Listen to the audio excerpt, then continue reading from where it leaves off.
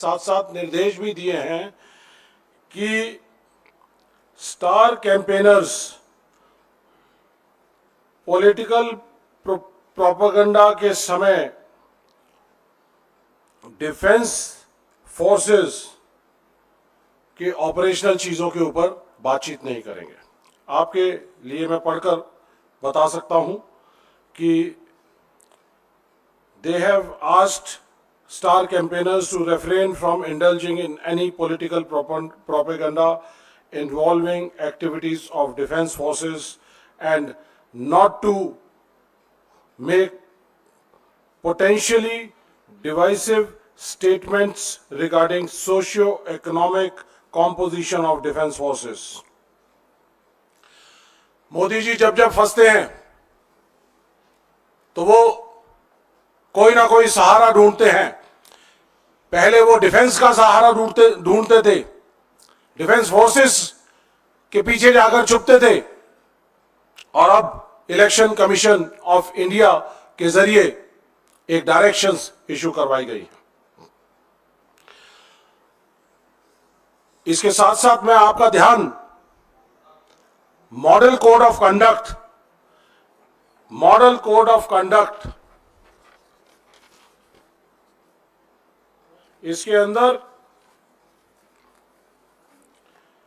Model code of conduct for the guidance of political parties and candidates, general conduct, इसके बारे में para number 2 ये बड़ा clear कहता है, criticism of other political parties when made shall be confined to their policies and programs, past record and work।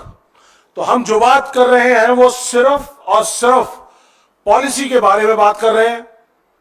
हमारी defence forces तीनों सेनाएं सक्षम हैं, बहुत बेहतरीन काम कर रही हैं, हमारे बॉर्डर्स को सेफगार्ड कर रही हैं, नेशनल सिक्योरिटी बहुत बढ़िया है, लेकिन उनके हाथ कमजोर करने का काम मोदी सरकार ने किया है। अग्निपथ जैसी एक योजना लेके आए जिसके तहत वो अनट्रेन्ड सोल्जर्स को देश की सेनाओं में भेजने का काम कर रहे हैं। अग्निपथ योजना एक पॉलिसी है और हम इस पॉलिसी को चैलेंज कर रहे हैं, बार बार उठा रहे हैं। पिछले 1 साल से लगातार हम हर प्लेटफॉर्म पर हर जगह बता रहे हैं कि ये देश की सुरक्षा के लिए हितकारी नहीं है, देश की सेना के लिए, देश के सैनिकों के लिए और देश के युवाओं के लिए हितकारी नहीं है। जब ये किसी की भी हितकारी नहीं है तो ये एक पॉलिसी पैरालिसिस है। इस पॉलिसी को हम चैलेंज कर रहे हैं, करते रहेंगे, और जब 4 जून को हमारी सरकार बनेगी तो हमने अपने न्याय पत्र के अंदर शामिल किया है कि हम अग्निपथ योजना को डिफेंस सेक्शन के अंदर हमने कहा है कि कांग्रेस अग्निपथ योजना को खत्म कर देगी। हमारे सभी स्टार प्रचारक इसी बात का जिक्र हर जगह हर प्लेटफॉर्म पर कर रहे हैं कि ये योजना, ये स्कीम, ये पॉलिसी सुरक्षा के लिए, सैनिकों के लिए, सेनाओं के लिए सही नहीं है, इसलिए इसको जाना होगा और इसको खत्म करना होगा। ये हमारे उस समय के chief of army staff general Naravane ने अपनी किताब के अंदर इसका जिक्र किया है और कहा है कि अग्निपथ योजना हमारे सबके लिए, तीनों सेनाओं के लिए ये शौक के तौर पर आया था। इसका मतलब ये योजना सेनाओं से या उनसे पूछकर लागू नहीं की गई थी। ये योजना प्रधानमंत्री कार्यालय में आनन फानन में बनाई गई और उसको लागू किया गया। तो ये एक पॉलिसी है, ऑपरेशनल एक्टिविटी नहीं है। ये मैं आप लोगों को सबको इस बारे में बताना चाहता हूं कि ऑपरेशनल एक्टिविटी क्या होती है। हमारी फोर्सेस काम कर रही हैं और ऊपर हम टिप्पणी करें, उनके ऑपरेशंस का फायदा उठाएं, या फिर हम उनके ऑपरेशंस के नाम पर वोट मांगे। और ये काम हमारे मौजूदा प्रधानमंत्री मोदी जी ने 2019 के इलेक्शन के अंदर बाखूबी किया, जब पुलवामा में हमारे 40 जवान शहीद हुए थे और उसके बाद बालाकोट के अंदर स्ट्राइक की गई थी। तो मोदी साहब ने चुनावी रैलियों के अंदर कहा कि फर्स्ट टाइम वोटर्स के वोट क्या हमें मिल सकते हैं, क्या उन शहीदों के नाम हो सकते हैं, क्या पुलवामा के शहीदों के नाम हो सकते हैं, या फिर बालाकोट की स्ट्राइक के नाम हो सकते हैं। ये वीडियो मैं आपको दिखाना चाहूंगा, आपकी यादों को तरोताजा करना चाहूंगा। मोदी जी ने 2019 की चुनावी रैलियों के अंदर ये वीडियो लगातार अपनी चुनावी रैलियों में कहा था।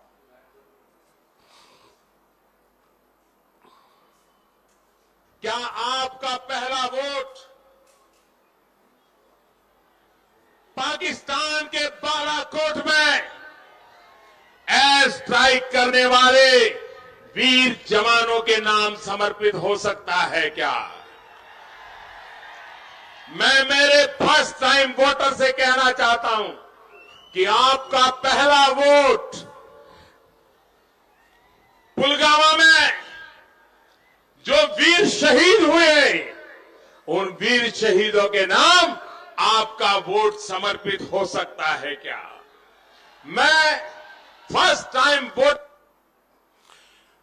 तो साथियों, ये है सेनाओं के काम करने के ऊपर आप वोट मांगते हैं, उनकी एक्टिविटीज के ऊपर वोट मांगते हैं। हमारी देश की सेनाएं 1947 से लेकर आज तक 1948 में, 62 में, 71 में, कारगिल युद्ध के अंदर सब जगह बेहतरीन प्रदर्शन करते रहे, कभी उसके ऊपर वोट नहीं मांगे गए। लेकिन आज मोदी जी फंस गए हैं, उनके पास इस अग्निवीर योजना लाने का कोई भी तर्क नहीं है। ग्रामीण इलाकों के अंदर सब जगह उनके स्टार प्रचारकों से पूछा जा रहा है कि आपने अग्निवीर योजना क्यों लाए, तो आज उनके पास तोड़ नहीं है, एक भी लाभार्थी नहीं है उनके पास। हर योजना का लाभार्थी दिखाते हैं, लेकिन इस योजना का कोई लाभार्थी नहीं है। तो मोदी जी, आप फंस चुके हैं। इसके साथ साथ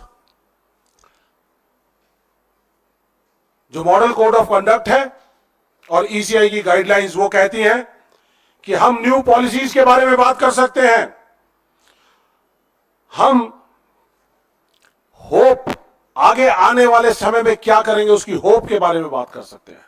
तो हम अपने देश की सेना को, सुरक्षा को और युवाओं को और सैनिकों को यह होप देना चाहते हैं कि कांग्रेस पार्टी 4 जून को सरकार बनाएगी तो अग्निपथ योजना को रद्द करेगी, और अग्निपथ योजना के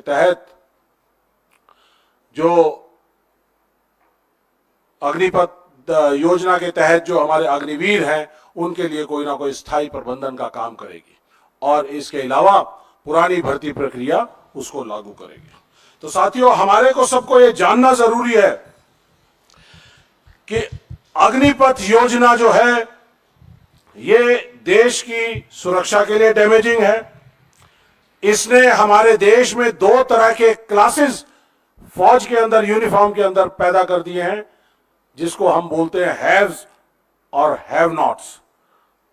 कुछ वंचित जो अग्निवीर हैं, और कुछ लोग वो जो रेगुलर सैनिक है, जो शहादत के समय पे उनको सब चीज मिलेगी। 2 तरह के सैनिक, एक सैनिक जिसकी सैलरी 21,000 दिल्ली के मिनिमम वेज 22,000 है, उससे भी कम क्या उम्मीद रखते हैं उससे, और 4 साल की नौकरी, 17 साल में भर्ती, 21 साल में रिटायर। ज्यादा से ज्यादा उम्र सीमा 21 साल की है, 21 साल में भर्ती और 25 साल में रिटायर्ड। तो ये हमारी operational preparedness operational efficiency, operational efficacy, उस सारी चीज के खिलाफ है, हमारे देश की सुरक्षा को कमजोर कर रही है। जो 4 साल का सैनिक होगा, 6 महीने की बेसिक ट्रेनिंग होगी, उसके बाद 6 महीने की छुट्टियां, 3 साल के अंदर वापस उसका काम होगा। और फिर उसके बाद सरकार ने आज तक, जब ये अग्निपथ योजना लाए थे, कहा था कि इनको किसी ना किसी तरह से 4 साल के बाद कहीं ना कहीं पे नौकरी दी जाएगी, लेकिन आज तक 1 साल से ज्यादा हो गया है, हमारे जो अग्निवीर सेना में शामिल हो चुके हैं, काम कर रहे हैं, लेकिन उनका भविष्य आज भी अंधकार में है। यह नहीं मालूम कि उनको कहां कहां पे एब्जॉर्ब किया जाएगा। आज तक सरकार का कोई नोटिफिकेशन नहीं है कि 25% को एब्जॉर्ब किया जाएगा, 75% का क्या होगा। हमारे देश में रेगुलर सैनिक के तौर पे 75,000 हर साल भर्तियां होती थी, उसको कम कर कर इन्होंने 46,000 कर दिया, और अग्निवीर भर्ती कितने हुए? 40,000, और 40,000 में से 5,000 छोड़कर चले गए तो 35,000 बचे। तो साथियों, आज ये हालात हैं कि हमें 2.5 फ्रंट बैटल लड़नी पड़ रही है। पाकिस्तान का 1400 किलोमीटर का बॉर्डर, 3800 किलोमीटर का चाइना का बॉर्डर, 6500 किलोमीटर की समुद्री सीमाएं, और उसके बाद इंटरनल सिक्योरिटी।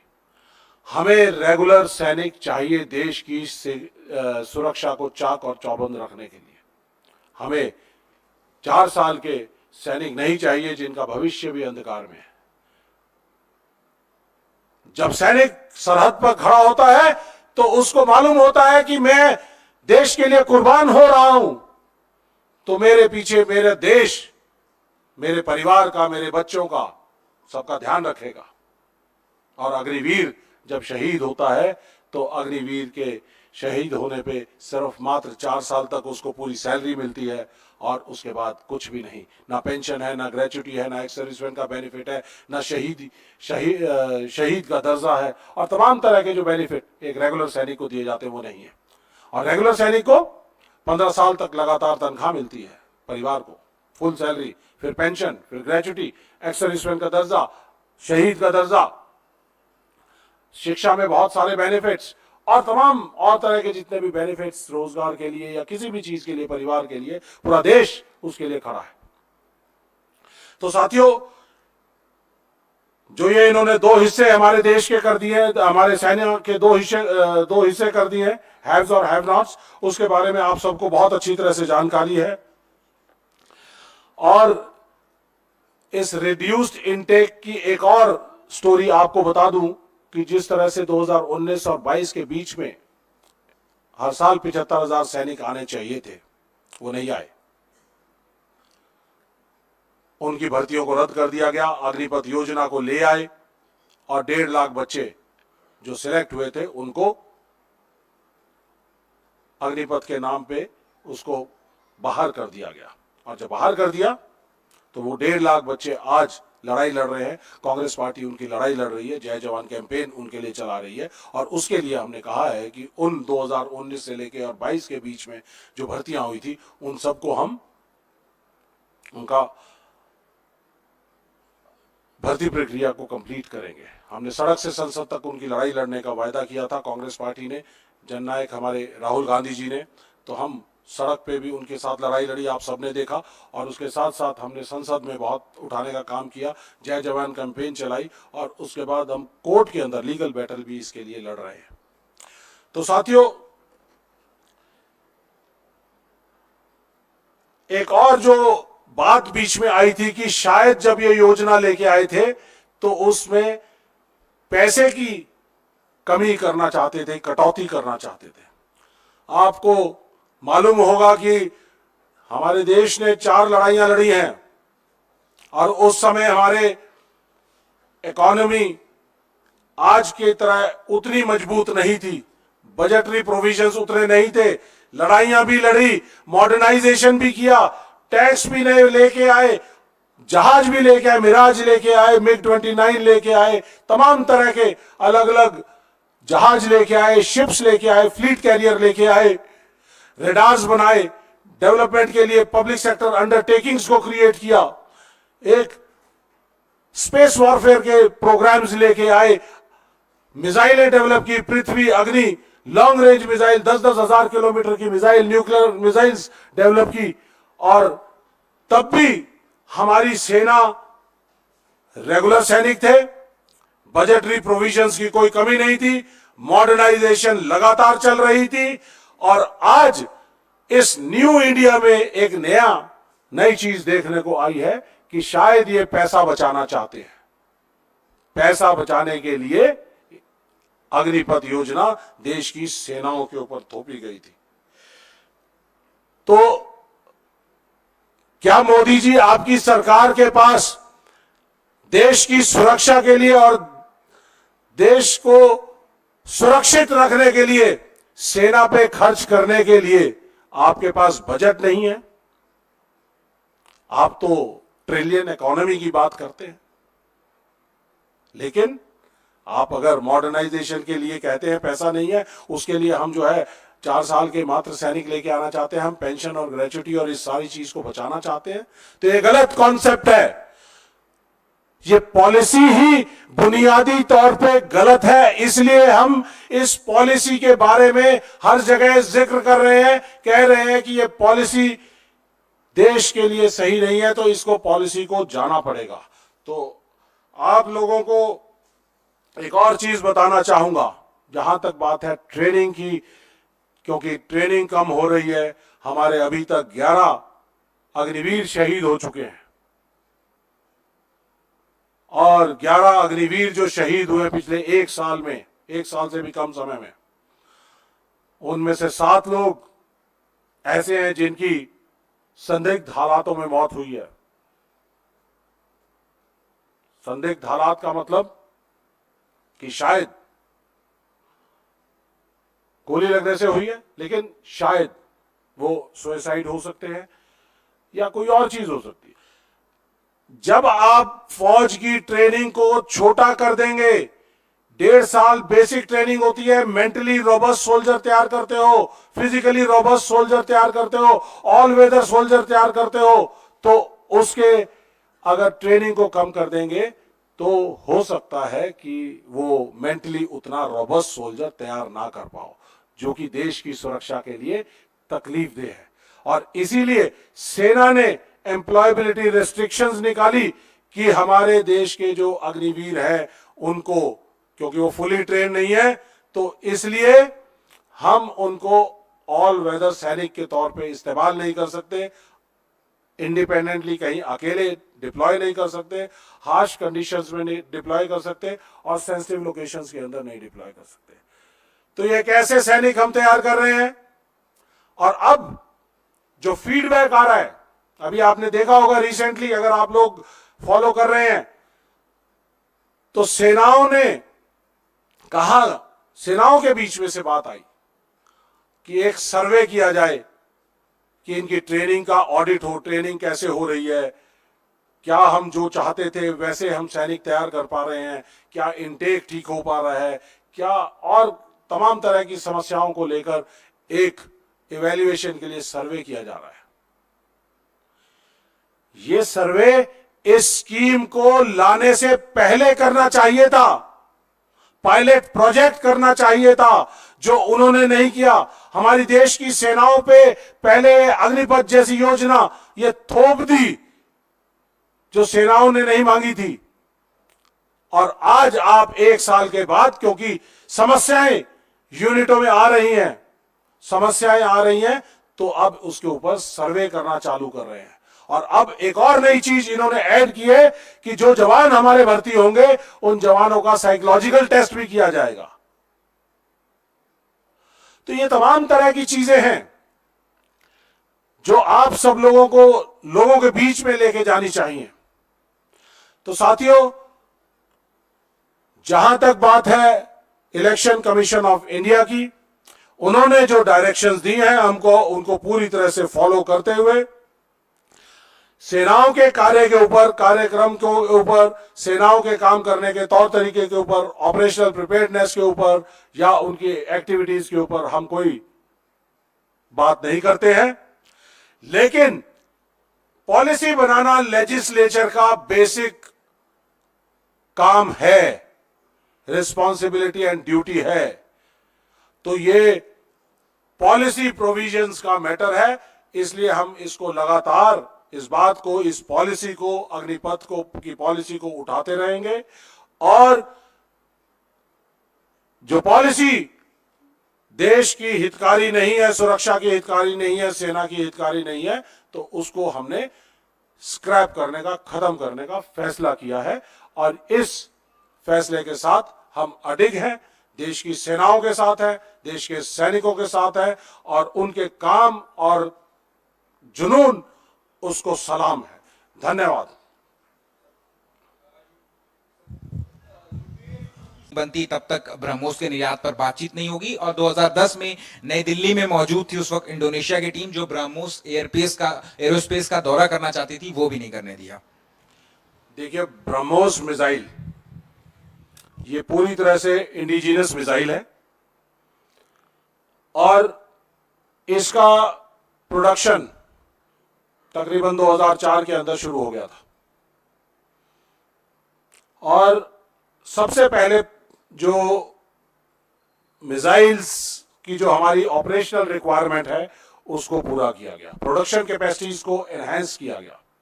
और उनको एक दिन में मिसाइल बनाना कोई छोटी बात नहीं है। मैं खुद पृथ्वी मिसाइल का स्पेशलिस्ट हूं।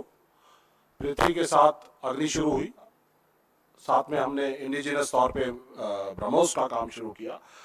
लेकिन ब्रह्मोस मिसाइल बनाते बनाते हमें पहले अपनी ऑपरेशनल रिक्वायरमेंट को कंप्लीट करना था, निर्यात की पॉलिसी बनानी थी।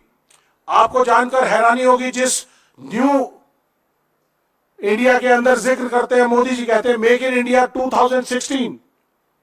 ये make in India defence procurement manual 2006 में पहली बार बनाया गया था।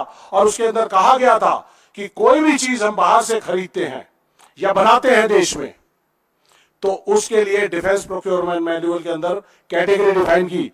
एक category by of the shelf, हम खरीदेंगे कुछ सामान, और एक बाय एंड मेक कैटेगरी, जिसके अंदर कुछ, जैसे राफेल जहाज थे वो 126 हमने खरीदने थे, 16 जहाज फुली कंडीशंस में, फिर उसके बाद सीकेडी कंडीशंस के अंदर, और बाकी हमारे एचएएल के अंदर बनने थे 126 जहाज, जिनको इन्होंने फुली कंडीशन चेंज करके 2015-16 के अंदर इनको चेंज करके पूरी फुली फिनिश कंडीशन में 36 जहाज ये खरीदने का काम करें। टेक्नोलॉजी कहाँ आई?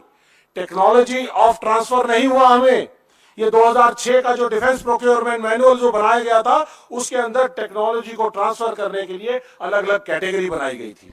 और उसके बाद हमने फॉरेन पॉलिसी, उससे पहले 2006 से पहले हमारा देश सैनिक इक्विपमेंट प्रोक्योर किया करता था, बाहर से लेके आया करते थे।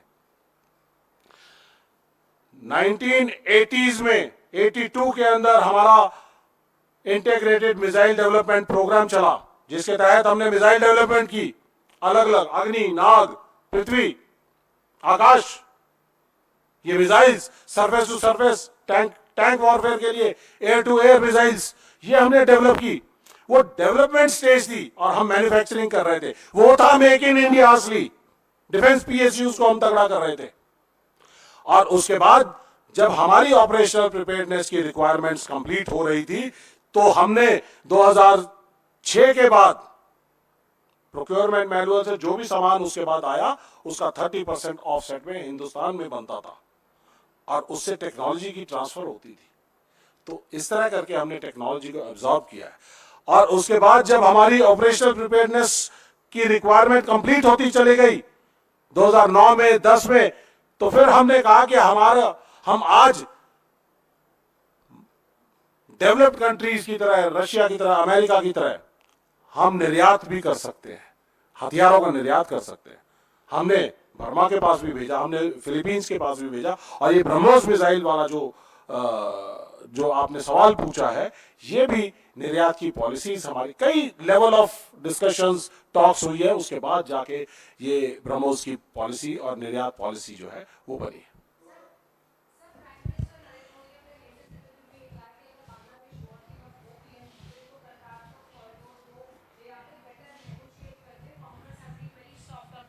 What do you have to say on this? जिस कांग्रेस पार्टी की आयरन लेडी इंदिरा गांधी जी ने यूएस के प्रेसिडेंट निक्सन के सामने कहा कि हम अपनी सेफ्टी और सिक्योरिटी के लिए फैसले हम अपने आप लेंगे, आपके थोपे हुए फैसले नहीं लेंगे। उस समय भारत की डिफेंस फोर्सेस आज की तरह मॉडर्न नहीं थी। उसके बावजूद उन्होंने फैसला लिया, 1971 के अंदर फैसला लिया। मार्च में उन्होंने ये फैसला लिया, मार्च 1971 के अंदर, और पाकिस्तान में उस समय चुनाव हो रहे थे। 26 मार्च 1971 को पार्लियामेंट का उनका फैसला हुआ। शेख मुजीबुर रहमान, वो बांग्लादेश के प्रधानमंत्री, पाकिस्तान के ईस्ट और वेस्ट पाकिस्तान दोनों के प्रधानमंत्री बनने जा रहे थे, लेकिन क्योंकि वो बांग्लादेश ईस्ट पाकिस्तान के थे, उनको नहीं बनने दिया। तो ऐसे में जो हालात पैदा हुए, एक मुल्क के दो टुकड़े करने वाला आज तक 1947 के बाद से आज तक कोई मुल्क नहीं हुआ है। अमेरिका, रशिया, चाइना, किसी ने एक मुल्क के दो टुकड़े करके दो देश नहीं बनाए। ये काम हमारी डिफेंस फोर्सेस ने, हमारी आयरन लेडी इंदिरा गांधी जी के नेतृत्व में किया। जनरल सैम मानेकशॉ हमारे फील्ड मार्शल बने उसके बाद।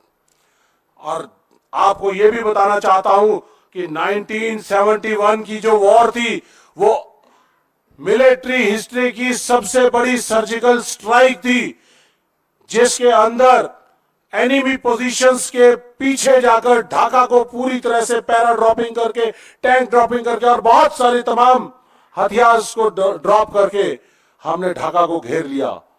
और 93,000 फोर्सेस, उनको तो यह भी नहीं मालूम कि 90,000 थे या 93,000 थे। 93,000 सोल्जर्स को हमने वहां पे सरेंडर कराया। जनरल नियाजी थे पाकिस्तान के ईस्ट आर्मी कमांडर। तो मोदी जी ने जिस तरह से कई बार कहा कि 15 लाख आएंगे, 2 करोड़ नौकरियां देंगे, OROP देंगे, देश की सुरक्षा को चाक चौबंद करेंगे, कर दिया चाक चौबंद, कॉन्ट्रैक्चुअल आर्मी ले आए। तो मोदी जी की बातों के ऊपर अब देश विश्वास करना छोड़ चुका है और जुमलेबाजी नहीं चलेगी। लोग आपसे असल मुद्दों के ऊपर बात करना चाहते हैं, महंगाई के ऊपर बात करना चाहते हैं, रोजगार के ऊपर बात करना चाहते हैं। आप जाकर दुनिया को झूठ बोलकर भरगला नहीं सकते मोदी जी, आपका समय खत्म हो चुका है।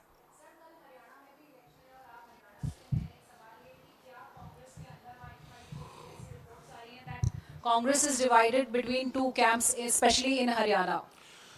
हरियाणा के लोगों ने फैसला कर लिया है, हरियाणा के लोग चुनाव लड़ रहे हैं, कांग्रेस पार्टी के फेवर में लहर है।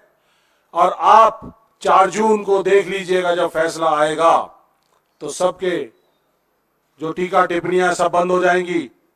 कांग्रेस पार्टी 10 की 10 सीट जीतने जा रही है। मैं पिछले कई दिनों से हरियाणा के एक एक लोकसभा क्षेत्र के अंदर जाकर मैंने प्रचार किया, सैनिकों के, पूर्व सैनिकों के प्रोग्राम किए हैं। और ये जो अग्निपथ योजना और हमारे जो 5 गारंटियां हैं, ये जंगल की आग की तरह फैल चुके हैं, हर घर के अंदर प्रोलिफरेट कर चुके हैं।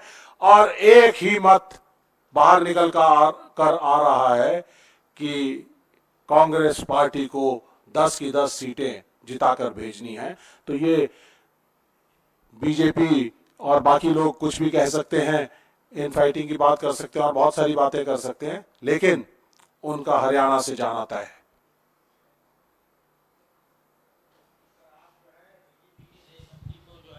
क्वेश्चन कर रहे हैं, देशभक्ति को क्वेश्चन कर रहे हैं, जबकि वो कहती है सबसे बड़ी चैंपियन जो है देशभक्ति की वही पार्टी है, वो अग्निवीर जितने भी आपने बातें कही है अभी, तो you are just putting question mark on the देशभक्ति ऑफ रूलिंग पार्टी। जी, मोदी जी का राष्ट्रवाद, मोदी जी का देश प्रेम, मोदी जी का सेना के प्रति जो प्रेम है, वो सिर्फ यूनिफॉर्म पहनकर दराज में, कारगिल में, सियाचिन में जाकर उनके साथ चाय पकौड़ा खाने का या उनके साथ खड़े रहने का है। लेकिन जब वो वापस आते हैं, आपको याद होगा, आपको याद दिलाना चाहूंगा, 29 सितंबर 2017 को उड़ी में जो अटैक हुआ था, उसके खिलाफ सर्जिकल स्ट्राइक की गई थी, और 30 सितंबर को वापस आकर मोदी जी ने सबसे पहला काम किया था, डिसेबिलिटी पेंशन को खत्म करने का काम किया था। मात्र एक दिन बाद, ये उनका देशभक्ति है, ये उनका सेना का प्रेम है। उसके बाद हम लोगों ने प्रोटेस्ट किया, वापस देना पड़ा उनको। लेकिन अब फिर दोबारा से 6 महीने पहले उन्होंने दोबारा से अटेम्प्ट किया कि जो डिसेबिलिटी पेंशन है उसको दोबारा से खत्म करने का काम किया। उसको डिसेबिलिटी पेंशन के डिसेबिलिटी एलिमेंट को इंपेयरमेंट रिलीफ बना दिया, टैक्स के दायरे में ले आए। 70 साल से जो काम नहीं हुआ, उसको, हमारे सैनिकों को डिसेबिलिटी पेंशन जो मिलती थी वो टैक्स फ्री मिलती थी, उसको टैक्स के दायरे में ले आए, पहली बार लेके आए, खत्म करने का काम किया है। तो ये उनका राष्ट्र प्रेम है। अगर उनका राष्ट्र प्रेम होता तो क्या वो देश में 4 साल के सैनिक लेके आते? चाइना ने हमारा 20,000 स्क्वायर किलोमीटर का जो डीमिलिटराइज जोन है, उसके ऊपर अनऑथराइज ऑक्यूपेशन कर चुके हैं, और 22 लेवल की जो टॉक्स हैं मिलिट्री कमांडर लेवल की, वो हो चुकी है। लेकिन मोदी जी ने अभी तक, या बीजेपी की सरकार ने, उसको एवेक्ट कराने के लिए अभी क्या एक्शन लिया है? पॉलिटिकल पैरालिसिस है। ये सेना का नहीं है, ये डीमिलिटराइज जोन वो जोन है, 10 किलोमीटर का जोन है, जिसके अंदर ग्रेजिंग लैंड्स भी है, जिसके अंदर हम भी जा सकते हैं, वो भी पेट्रोलिंग करते हैं। लेकिन अब वहां कोई स्ट्रक्चर्स नहीं खड़े हो सकते। अब ऐसा हुआ है, मोदी जी के पहली बार मोदी जी की सरकार में, इनके न्यू इंडिया में, स्टैंड अप इंडिया में, कि वो डीमिलिटराइज जोन को आकर चाइनीज काफी एरिया को ऑक्यूपाई कर चुके हैं। हमारी सेनाएं सक्षम है। अगर पॉलिसी ये बनाए तो हमारी सेनाएं, जिस तरह से उन्होंने डोकलाम में चाइनीज को रिपल्स कर दिया था, बाहर निकाल दिया था, गलवान में उनको बाहर निकाल दिया था, तो ऐसे ही वो बाकी इलाके 20,000 स्क्वायर किलोमीटर के इलाके से चाइनीज फोर्सेस को निकालने में सक्षम है। लेकिन नेतृत्व में कमी है, मोदी साहब के डिसीजन मेकिंग में कमी है। अगर वो डिसीजन करे तो हमारी सेनाएं सक्षम है कि उनको वापस